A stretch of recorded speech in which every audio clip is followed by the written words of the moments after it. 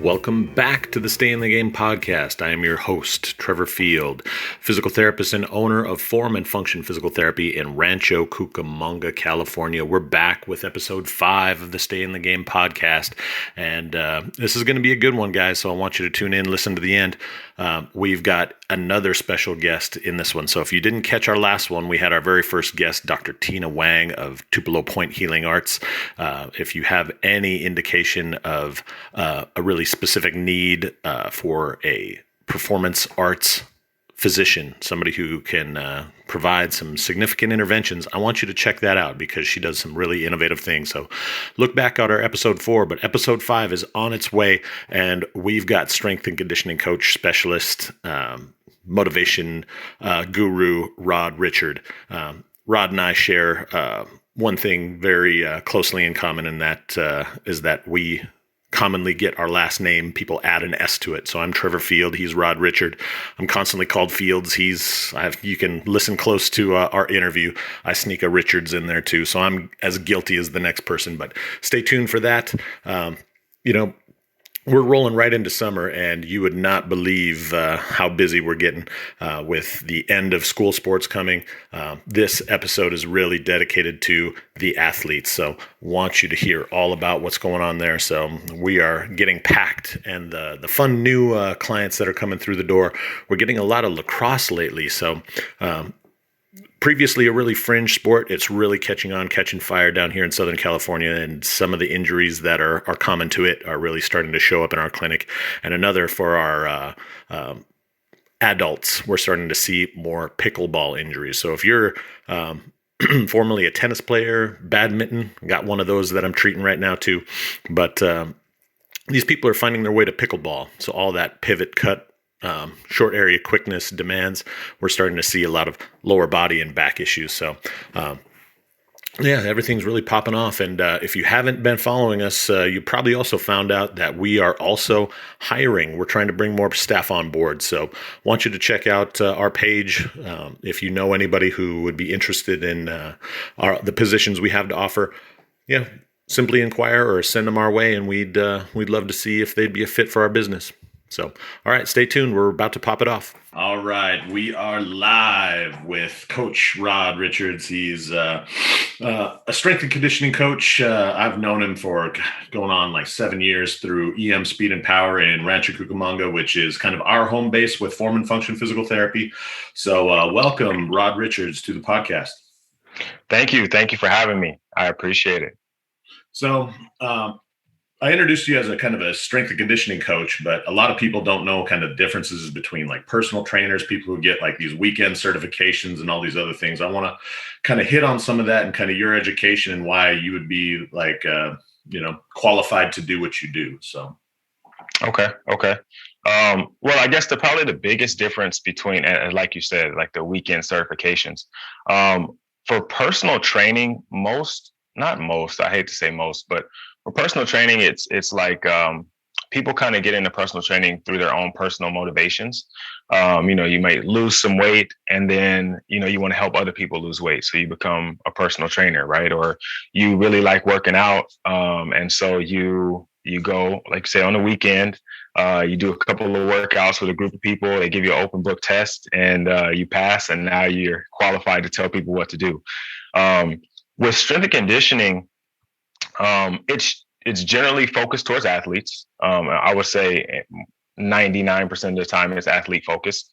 But most of the strength and conditioning certification bodies require that you have at least a bachelor's degree in something related to kinesiology, or sports medicine in some regard. And so it's really more education in it. Not only that, but it's a tougher field to crack into. You definitely have to have more than just a like to work out, or, you just lost weight, right? There's definitely a lot more into it.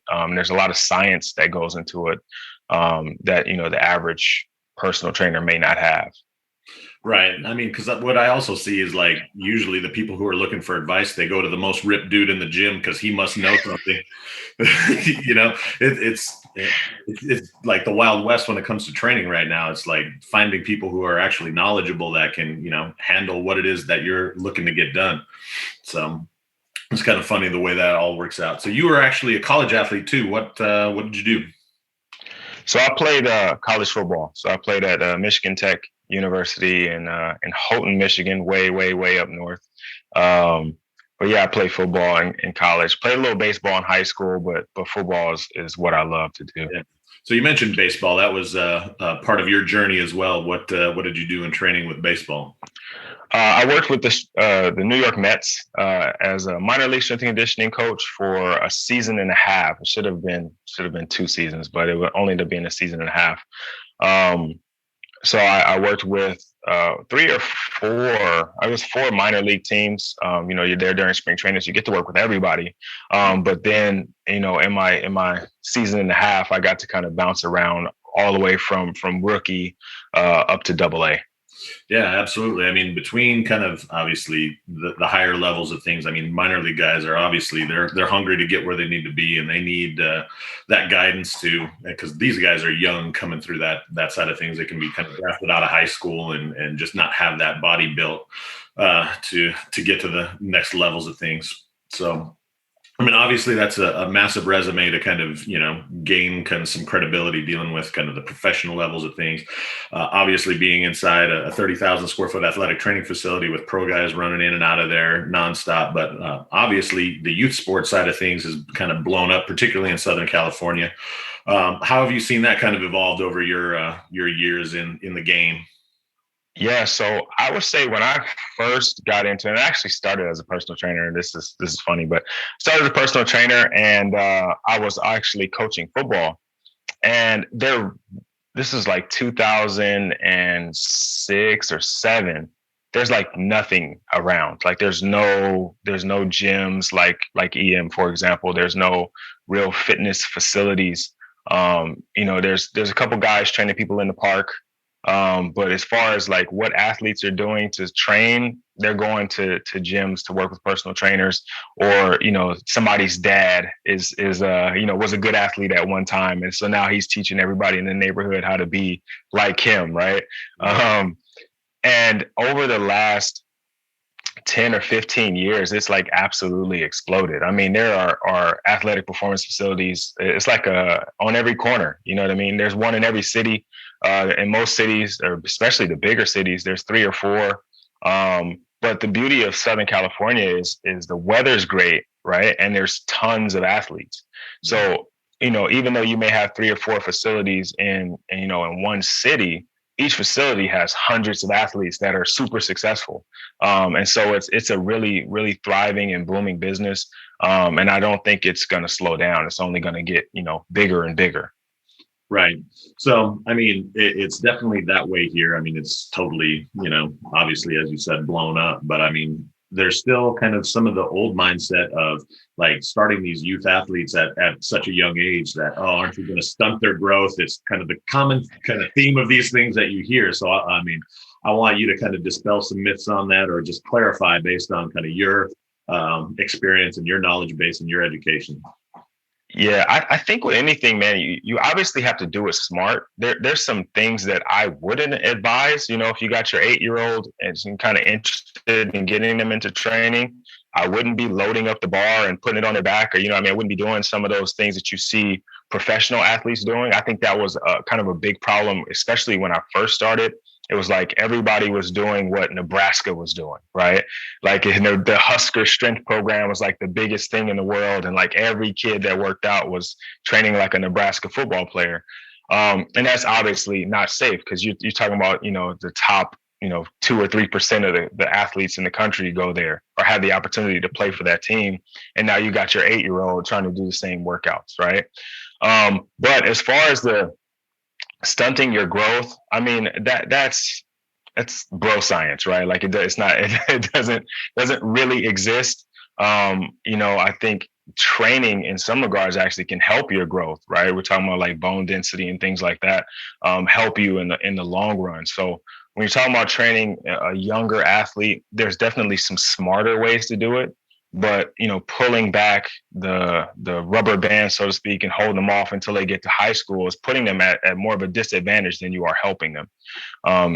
Especially in Southern California, with the competition being the way it is. You've got kids, or we've got kids now, like, parents are beating down the door for 6-year-olds to come train with us, right? And we're like, holding them back because at that age, it's organized play, so to speak. Right. But, the more competitive things get, the younger these kids get training, and the smarter you have to be about what you do. But just know that, like, stunting your growth, people look at gymnasts, they're like, oh, gymnasts are all small. It's not because they train a lot, it's because it's what works for their sport. Just like basketball players are tall, right? Like, it just works better for their sport. So it's not necessarily about stunting their growth. If you're going to be tall, you're going to be tall. Like, that's not how it works. Exactly. I mean, the people who stick with gymnastics are the ones who didn't grow out of the sport, more or less. So Exactly. So, I mean, definitely that's the case. I mean, obviously, we talked about the 8-year-old who, you don't want to do the Nebraska, the Husker strength and conditioning kind of side of things. But like the other side of that becomes like the 15-year-old who's super uncoordinated and doesn't have the right proper movement. It's like, well, we can't put that kid into that program either. So those are some of the bigger mistakes that I see. And the things Right. I see kind of throughout this is like, how I kind of try to tell people, and like for a podcast, it's not ideal because you're going to have to use your imagination and think about this, but basically like a pyramid, and you break that pyramid into thirds. The bottom part of that pyramid, the foundation of that athlete, is their movement. And if they don't move properly, then how do you get to that next level of pyramid, which is where I feel like that strength and conditioning piece is, because if you don't move well, you can't optimize your strength and conditioning. And the very top third of that pyramid is the skill and the time that parents and people invest in kind of developing an athlete. All the money and the resources and the time moves into properly kind of developing skill. And it's never with the strength, well, not never now, obviously, because this is kind of blown up in the strength and conditioning side of things, but less time and attention is spent in the strength and conditioning, and almost none, unless you're injured, comes into moving properly. So Right. Yeah, I tell parents a lot, like when you're talking about what you do with your young athlete and comparing them to like these, because it's easy. You look on Instagram or you look on social media and you see these like advanced programs, right? And I'm like, you wouldn't take a Honda Civic and hitch it to a trailer. Like, it, you know what I mean? That Honda's engine just isn't ready for that trailer.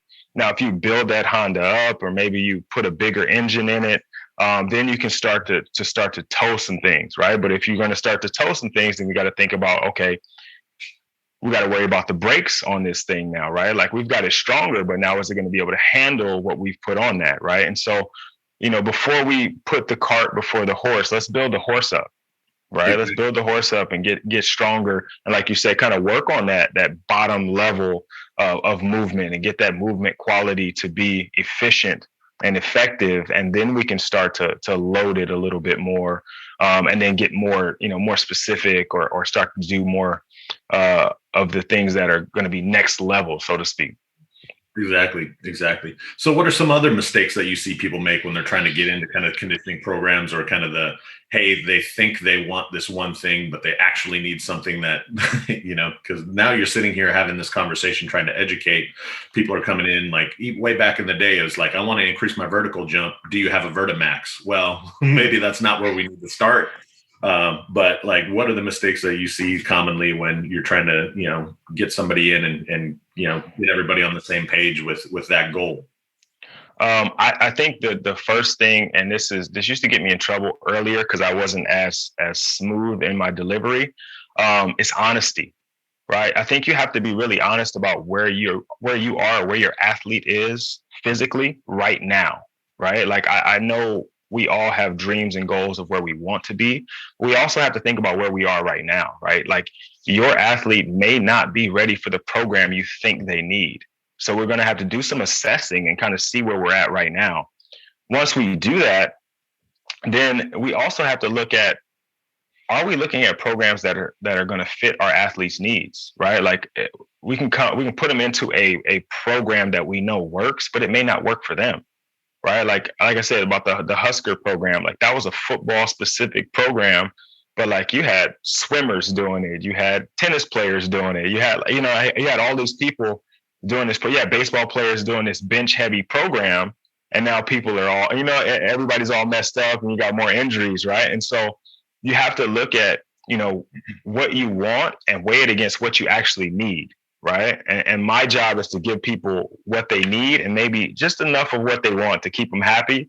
But we got to give them what they need, and it's really important to be honest at the beginning when they first come in. Like, hey, look, I know you want to work on your vertical, but you don't even walk really well. You know what I mean? Your gait's messed up. Your shoulders are like, there's a bunch of things that we're going to need to work on before we can put you on the Vertimax, because that's only going to like load that bad pattern and make it worse.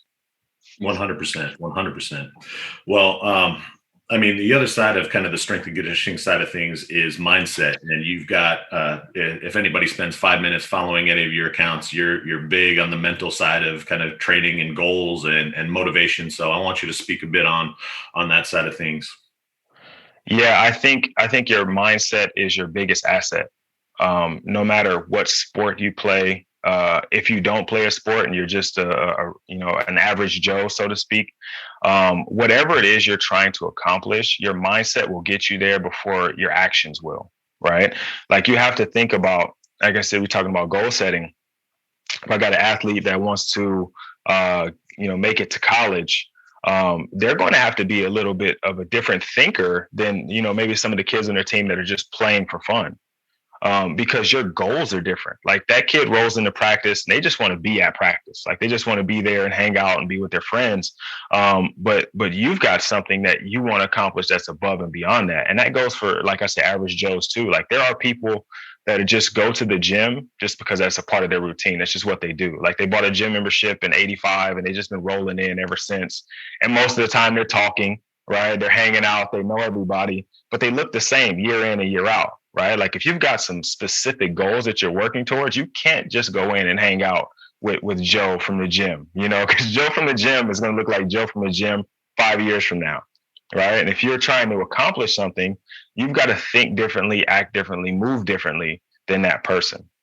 100%, 100%. So outside of kind of the coaching side of things, like I mentioned kind of your Instagram accounts, but you're not just the strength and conditioning guy. You're not just the motivate, go to the Instagram to be the source of motivation. What else you got going on? I know you got like a million things going on. It's probably going to take double the length of this podcast today, but tell the world what you got going on in your life right now. I'll try to keep it brief. So I am a strength conditioning coach. Because of that, I really got into the motivational side of things because it's really hard to get, like football, for example, it's hard to get 110 guys on the same page, right? And so you have to kind of get them, you can mentally get them on the same page, right? Because we can all talk about, we all have the same goal. We all want to win a championship. So I got really into the mental performance side of things. And so I along with being a strength and conditioning coach, I'm not a motivational speaker at all, but I definitely speak about motivation. So that's one of the things that I'm doing. This is something I've been working on over the last, year since we've had the academy program at the school, a mental performance curriculum. And I'm actually in talks with a couple of high schools right now about trying to roll that out to their student athletes. So that's, fingers crossed, going to be something that's really good, because I think that's the missing piece. We all go to practice, we lift weights, we run, we jump, we do all this training, we do the tactical work, we play the sport. But the difference between, the good athletes and the great athletes has got to be upstairs, right? Because all else being equal, the kid with the better mindset is going to be the one that wins, right? And so that's something that I'm working on. Outside of strength conditioning, I do some online personal training, mostly dealing with fathers, busy dads who are trying to lose that last 20 to 30 pounds. Been struggling with the dad bod, while building their business but losing their fitness kind of thing. And so I've been doing that for the last year, and it's been really good, really successful. I have two podcasts. So one, my wife and I have been doing for a while that's more mental performance kind of based. It's the meditation, motivation, and movement podcast. So we do talk about meditation. My wife is a clinical therapist and a social worker. So she kind of takes care of some of the mental health part of it, and I cover the physical health, and then we kind of meet in the middle on the motivation. And then just recently, I just recorded the first episode. I haven't published it yet, but I just recorded the first episode of the Forfeit Fatherhood podcast. And so I I kind of realized, other than strength and conditioning, right? I realized what my real purpose is being a father. So 8 years ago, I was lucky enough to have my first daughter, and prior to that, I was just kind of just doing things, right? Just doing the next thing. Like, this is going to be it. That's kind of how I ended up with the Mets. It was like I was working somewhere and I was like, okay, this is the next thing. Okay, this is what I'm going to do. And then I did something else. And then, finally, my wife told me she was pregnant, and I was like, wow, that's it. This is it right here. Like, being a father is the most important thing that I'm ever going to do. And if I feel that way, I know there's other guys that feel that way. And so I'm going to continue to share what I learned about fatherhood.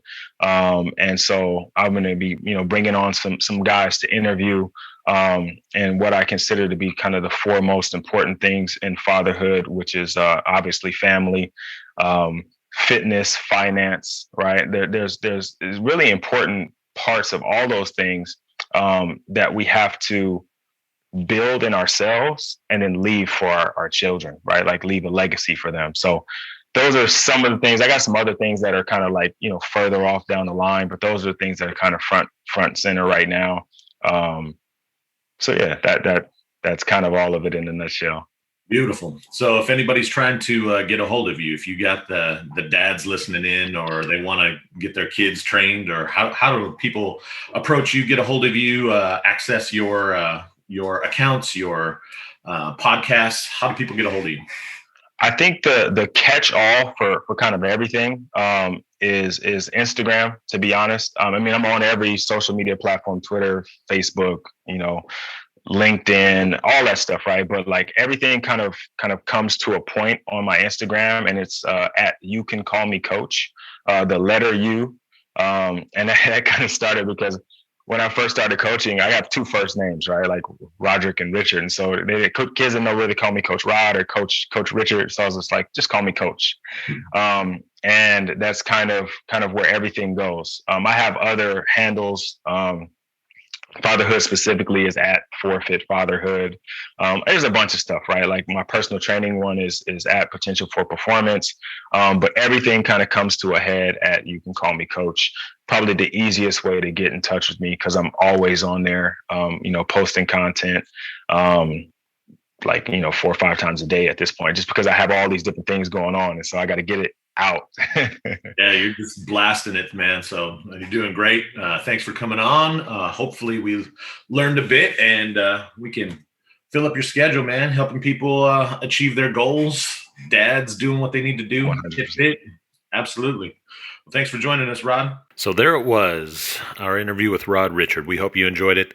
We're dedicated to try to find some of the top folks in the field of healthcare, sports, training, healthcare, just to kind of, make sure that you guys know what's going on out in the community, to build a community for you guys so you can have resources to go to if you have needs of our services. So, it's just an honor to do that for you guys. But staying on that vein of sports and sport injury, I wanted to kind of share my own personal story of sport and sport injuries. So, yeah, indeed, as I was coming up, I grew up in rural Minnesota, and being in a smaller town, you're really, if you were an athlete or even remotely athletic, you really had to participate in a lot of the programs that were available. Otherwise, the school really couldn't have a sports program. So I played football, baseball, basketball for the high school, and my senior year of high school, playing quarterback, after taking just a number of hits, I ended up dealing with some subluxation or partial dislocation issues in my shoulder that eventually led to a labral tear. So the labrum is a a pad of cartilage that sits between the upper arm and the shoulder blade. And that socket having the bone slide in and out, that impact of the bone going back in actually caused a tear of the cartilage. So I was having a lot of pain throwing, and I limped through my senior season knowing that I actually had a tear, knowing that I was going to be set for surgery, leaving my senior year, and just was left with a lot of unknowns as to whether or not I could pursue baseball. Baseball was my number one sport, and had some opportunities, had some looks from colleges, worked out with the Cincinnati Reds with a local tryout when I was 16 years of age. So having a shoulder injury and that kind of side of the unknown was really, unnerving. I really didn't have, being in that small town in rural Minnesota, not a lot of resources, not a lot of people to lean on, to get advice from, to get high levels of rehab. A lot of what I did was, just put in the work I knew to do and just work as hard as I could to kind of get where I needed to get. But, in terms of having that level of experience and wanting to share my own experience, making sure that nobody else has to go through and be left with the questions that come along with, should I be doing this? Should I not? I'm really out here kind of dedicated to make sure that you guys have the best resources available to get you the best possible outcome you have. So for me, I worked through as far as I could get, and, to this day, I still play. So I found a way to self-manage 2 shoulder surgeries at the age of 18 to still continue to play at a competitive level out in Orange County. So our season just started up, happy to say, finally getting on the mound after the pandemic. We had a couple of practices pre-pandemic before everything shut down. So I really hadn't been playing competitively since last March. And happy to say we've started our season 2-0.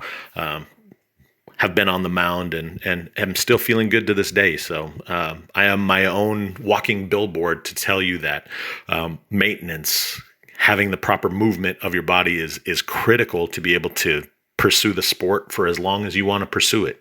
So, and I challenge anybody to have that level of dedication, of that level of experience. When you're looking for a PT provider, you want somebody who understands your problem. If you're dealing with sport, it isn't necessarily going to the doctor and being told to wait 2 weeks or, just rest, when particularly in Southern California, those things are really never an option. It's never an option because there's always the next game, the next showcase, the next thing. It's such a highly competitive environment that you're always concerned that, one, does your coach now see you as somebody who they can't depend on because you're just not available? And I always take that back to kind of the Brett Favre side of things. Brett Favre, NFL football player, holds the record of consecutive games played. Those statements were sometimes your best of ability is your availability. Just constantly being there and somebody to be able to be counted upon, that when your number is called, you're going to be there. So that's our goal, to make sure that you're available to be able to play. And because this has become such a year-round thing, I commonly see these mistakes of not figuring out when to properly rest, how to maintenance your body between practice, after games, after tournaments. So we want to be that resource. We're working on putting out all of this content for you guys so you can always have access to the most updated, the most accurate, the most effective warm-up strategies, recovery strategies, even coming in and getting some maintenance sessions done. So that's really what we've dedicated ourselves to at Form and Function when it comes to our motto, and obviously the name of the podcast, Stay in the Game.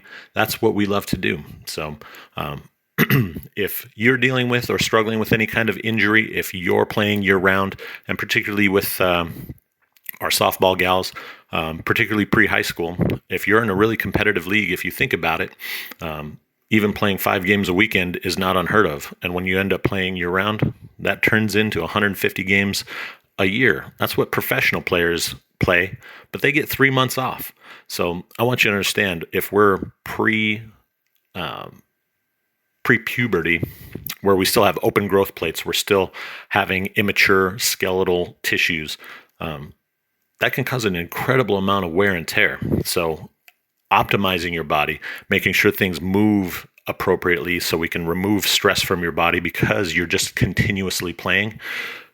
We understand. We're the ones to get you where you need to be. So if you have questions on any of that stuff, reach out to us. We're full of resources, full of information, and we can get you what it is that you need. And when it comes to getting what you need, people often default to what products they need to get. So that's why we've developed a recommended products page on our website. And our product of the month that we wanted to highlight was a cupping set. So cupping has been around for a long time. How long? Well, medical textbooks all the way dating back to 1550 BC, so almost 3,600 years ago, was the first indication of when cupping has been around. And the purpose of cupping, you see kind of these suction cup marks that really became incredibly popular a few Olympic cycles ago with Michael Phelps. People were seeing him in the pool with all of these suction cup marks all over his shoulders and upper back. And the purpose of that really is that negative pressure, that sucking of the tissue up into the cup, helps decompress the tissue. Drawing the skin up into it can help separate the adhesions that occur between the skin and fascia layers to improve circulation, to improve mobility, to help with pain modulation. So cupping's been a really effective tool for us, one that we've used for an incredibly long period of time, really starting to see it pop up almost everywhere. But really you want to obviously always be in the hands of the most medically educated people when you're applying these things. So we would love to get you into your own cupping set so you're not necessarily subjected to potentially substandard application of the cups. So if you need to know where to place it, how long to place it, how hard you should be drawing that tissue up into it, how frequent, how many times you can do it, we'd love to get you all that education so you can get the best out of your cupping set. So go ahead and check it out. We're over at formfunctionpt.com at our website, and head over to that existing patients page and drop on down into the recommended products. You'll find that cupping set amongst every other recommended product that we use. And our health tip and trick of the month is going to stay in the vein of our sports injury and sports injury prevention side of things, and that is the throwers warm-up. So commonly what I see, particularly down in the youth levels, we're actually starting to see this change a little bit, fortunately. But the warm-up that I see even kids doing to this day, to just pick up a ball and begin throwing to warm up. So just to begin a light toss and keep moving those muscles to the point of getting hot. So for me, the mistake is we don't throw to warm up.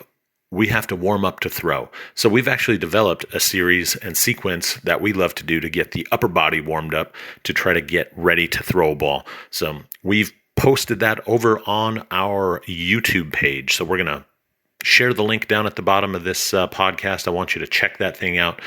Go on through that throwers warm-up if you indeed play softball, basketball, water polo, if you're a tennis player, any overhead athlete, volleyball. These are wonderful things for you to do to try to prep your tissues for use so you don't end up injured. So go check that out over on our YouTube page.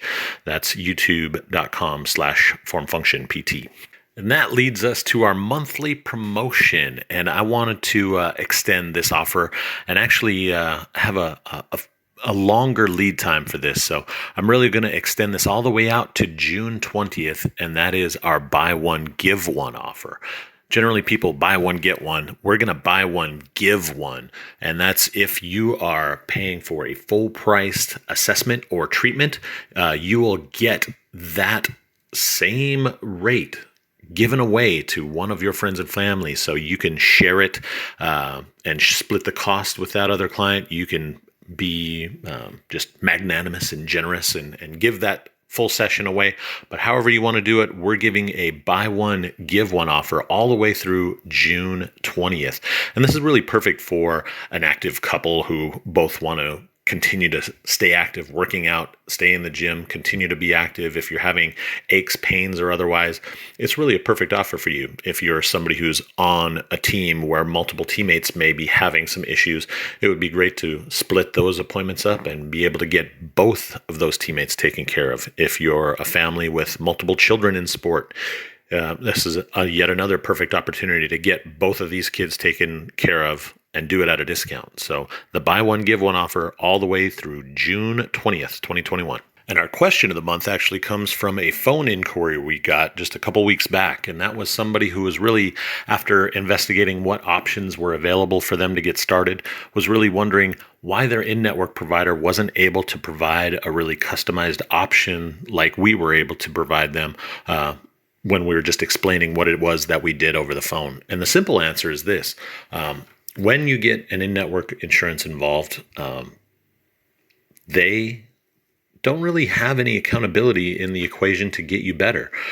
Truly, when it's just you and I, you're my customer and my job is to serve you. When you go to in-network, really that provider is working for the insurance company. You're the customer of the insurance. The PT provider is working for the insurance company. So really, they're doing things to satisfy the insurance in terms of having to spend the time to document, to try to gain reimbursement from the insurance company. They're not focused 100% on your health. There's so many things that are getting in the way when third parties get involved, the hoops to jump through. It's just much more difficult to provide the level of quality, to provide the level of options and customizability to your programs in terms of length of session, what we do within those sessions. That's between you and me if you're coming to a clinic like ours. At Form and Function Physical Therapy, our dedication is to finding out what your goal is and, moving heaven and earth to make sure that you're getting the outcome that you're looking to get.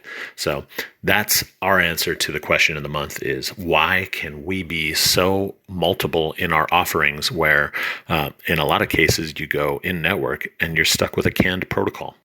So there it is, wrapping up episode 5 of the Stay in the Game podcast. We hope you enjoyed it. If you're dealing with any kind of sport injuries, if you have questions, if you have concerns, feel free to reach out to us. We're an open book. We want to help you stay in the game. So if you liked this podcast, go ahead and shoot us a like, give us a comment, share it out to your friends and family. We will catch you next month with another exciting episode of the Stay in the Game podcast.